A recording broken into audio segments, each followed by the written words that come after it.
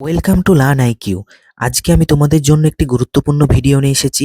এই যে আসন্ন প্রাইমারি রিক্রুটমেন্ট 2025 এবং এসএলএসটি নিয়ে তোমাদের ইন্টারভিউ রুম কেমন হতে পারে, তোমরা কিভাবে ডেমো দেবে, ডেমোস্ট্রেশন রুম কেমন হতে পারে, এই নিয়ে কিন্তু তোমাদের ভিডিওটি। তোমরা সম্পূর্ণ ভিডিওটি দেখো, তাহলে বুঝতে পারবে। এইটা নিয়ে কিন্তু জি24 ঘন্টা 2 বছর আগে তাদের চ্যানেলে এই ভিডিওটি আপলোড করেছিল। তো এইরকমই কিন্তু তোমাদের রুমটা থাকবে এবং পর্ষদ সূত্রে জানাও যাচ্ছে যে 15টা টেবিল গঠন করে কিন্তু তোমাদের প্রাইমারি নিয়োগের ইন্টারভিউ প্রসেস শুরু করা হবে। তো এই ভিডিওটি তোমাদের যদি ভালো লেগে থাকে অবশ্যই লাইক করো এবং আমার চ্যানেলটিকে সাবস্ক্রাইব করো। এইরকম গুরুত্বপূর্ণ আপডেট পাওয়ার জন্য কিন্তু আমার চ্যানেলটিকে ফলো করতে পারো। Thank you. ইন্টারভিউ প্রক্রিয়া অনেক অন্যান্য বারের থেকে অনেকটাই আলাদা। যেমনটা শ্রেয়সীও আমাদেরকে জানাচ্ছিলেন, ভিডিওগ্রাফি করা হচ্ছে।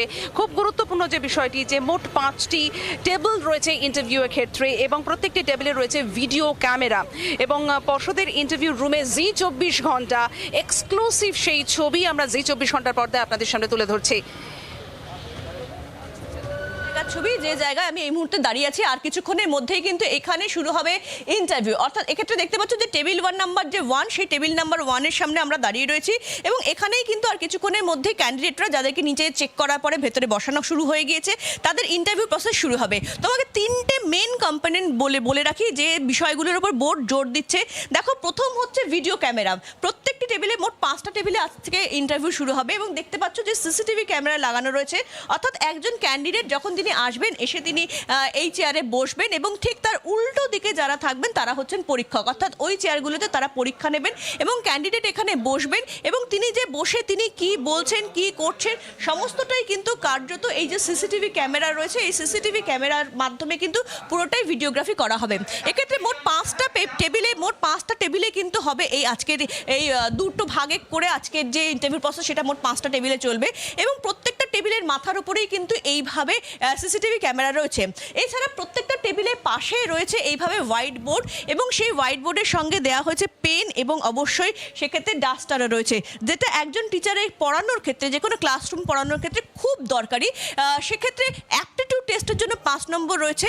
এক্ষেত্রে যদি পরীক্ষকরা তারা মনে করেন, তাহলে তারা এই যে এই বোর্ডের মধ্যে ক্যান্ডিডেটকে তাকে লিখতে বলতে পারেন, কিভাবে ক্লাসরুম অ্যাটমসফিয়ারে তিনি পড়াবেন সেই বিষয়টা তাকে তুলে ধরতে বলতে পারা এক্সপার্ট রয়েছে। অর্থাৎ যারা পরীক্ষকরা রয়েছেন তারা তাদের মেরিট যাচাই করবেন। দুটো ভাগে যাচাই হবে, একটা ভাইভা আর একটা হচ্ছে অ্যাপটিটিউড টেস্ট এবং এই দুটো ভাগেই কিন্তু কার্যত এই টেস্টটা চলবে আজকে।